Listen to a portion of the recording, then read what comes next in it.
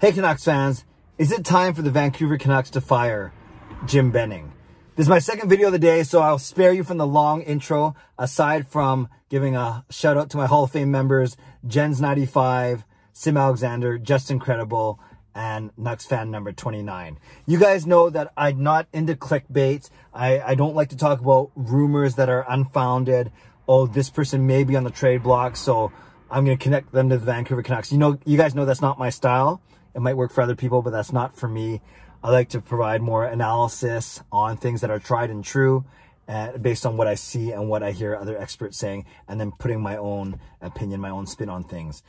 But you can't deny that fire Benning has been a very relevant topic, top of mind for many Canucks fans over the past 2 weeks, as we've seen our team lose 4 of 5 to the Montreal Canadiens, especially, and brought to light because of the wonderful performance of Tyler Toffoli. He has 8 goals against the Vancouver Canucks in those 5 games, in the 5 games that they played. Montreal has won 4 of those 5 and picked up the loser point in that 5th game. So they've taken 9 out of 10 points from us. And I talked about that earlier today. But when you see who's doing it, it'd be different if it was Jonathan Drouin scoring 8 goals, or Corey Perry, or Josh Anderson, or Philip Deneau, or Thomas Tatar, or Nick Suzuki, or Brendan Gallagher. Any of those top 9 players, it would be fine if it was them. Well, it wouldn't be fine, but it'd be better if they were the one scoring 8 goals. But no, it was the one that got away in Tyler Toffoli. And it's crazy. Those 8 goals against the Vancouver Canucks solely, that would put him in a tie with Brock Besser and Connor McDavid atop the entire NHL for the goal scoring lead. So that means he doesn't really score against anyone else. He's only scored 1 goal against other teams, but he scored 8 of his goals in the 5 games against the Vancouver Canucks. And when you look at this Tyler Toffoli situation in itself, you can see why people are upset.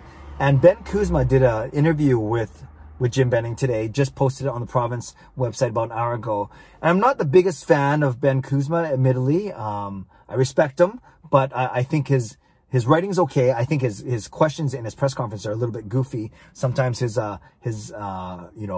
questions go longer than the answers that he gets. But I do respect him, and I respect that he reached out to Jim Benning and asked him some pretty good questions and got some really good answers. So full props to Ben Kuzma for providing the content that many Canucks fans desire and want to hear from Jim Benning. And they talked about everything from Toffoli to Jake Virtanen to Niels Höglander. So let's go through a couple of those things real quickly. The biggest one is the Tyler Toffoli thing. The biggest reason why people are saying fire Benning is because of this Tyler Toffoli mismanagement. We know that we traded a lot to get him. We traded away a 2nd round draft pick in this year's draft. We traded away Tyler Madden, highly touted prospect, someone who may turn out, we're not sure, but he has the potential to turn out to be a good 2nd or 3rd line center in the NHL. We're not sure yet, so we don't know for sure. But that's and a couple other pieces, but that's a pretty significant haul to get back someone who, yes, he did play very well, 10 points in 10 games when we got him at the end of last season. The injury to Brock Besser necessitated a move of some sort. And then when they were together in the lineup in the playoffs, Toffoli played well. He played 6 games, got a couple goals, and he came back from an injury probably sooner than most people expected. So no one's questioning Toffoli's character. No one's questioning his determination and his value to the team. But then we know what happened in the offseason, and Jim Benning today reiterated that his priorities were defense and goaltending. He truly felt that the team had enough scoring, hoping that Jake Virtanen would do well, maybe hoping Michael Furlan would come back. Maybe that's not so big. Hoping for a step from Niels Höglander, whatever it may be, and then progression from our younger players as well, Besser, Horvat, Pettersson, along with JT Miller. So admittedly, scoring was not a priority for Benning. Instead, he made defense and goaltending a priority. And that's why we saw him sign Braden Holtby as soon as we knew that Jacob Markstrom would not sign here. That's why they went out and made that trade for Nate Schmidt. They actually barely gave up anything. It was a great trade for the Canucks. Yes, Schmidt makes $5.9 million a year, so that's something. And Schmidt has, I think, underperformed since he's been here. But you can see the rationale behind signing Braden Holtby and signing Nate Schmidt. I get that.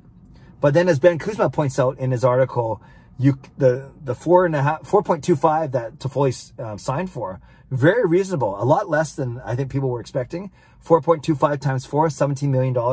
That $4.25 million could have been discovered, unearthed in the Canucks organization, whether that's trading Jake Virtanen and his what turns out to be a $2.5 million or $2.25 million salary, whether that is trading Jordy Ben and his $2 million salary. So right there, there's your 4.25 right there. And of course, it's not just as easy as saying we want to trade these guys, so it's going to happen. I get that. I think everyone gets that.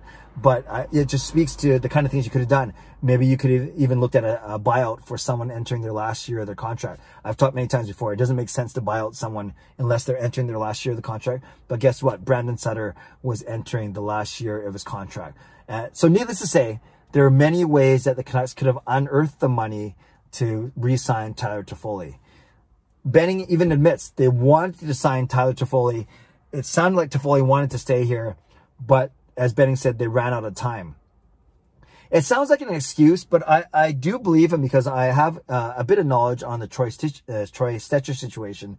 And when it comes to free agents, you guys, things happen so fast, especially this offseason. Things were happening so fast. Players were having to make snap decisions, hopefully good decisions, but they really didn't have time to wait around. And we saw that at least with Stecher and Toffoli. I think they were always going to move away from Markstrom and maybe Tanev. But with Stecher and Toffoli, two guys that I think they would have wanted back in the fold, they simply did run out of time or they didn't move quickly enough. So I believe Benning when he says that they wanted to do it, but they ran out of time, but that doesn't excuse him. And like I said, this is magnified because of what, not so much what we gave up for him, although that he ended up being a rental, but basically what he's doing to us now, which is undeniable. So that's the tricky part is I know a lot of people are upset and it's just kind of being rubbed in our faces right now. Also in the interview, Benning talks about Hoglander, impressed by him and his start. And he was one of the guys that he was hoping would step up in Toffoli's absence, wanting Jake to get going again, maybe gets back in the lineup, but they don't have enough time to kind of wait on him, so to speak. And then, so those are the kind of things they talked about in the interview was Toffoli, was Hoglander, and was Virtanen. Another day we can go into the rest of Jim Benning's tenure here, 7 years now. I've always said that I think his drafting, whether it's assisted by Judd Brackett or others, his drafting has been excellent. When you have guys like Pettersson and Hughes and Demko and of course Gaudette and most recently Hoglander, Podkolzin, that's some good drafting. And Besser. So I think his drafting has been very good. I'd say some of his trades has been pretty good. The JT Miller trade I still like. I like when we acquired Tanner Pearson. I like the Josh Leivo trade, even though Leivo's gone. The Nate Schmidt trade. I like all those trades. I think where a lot of people don't like Benning is in the free agent contracts he signs or in the extensions that he signs with players. And like I said, another time we can delve into all of that and come up with a more comprehensive view of Jim Benning's complete tenure.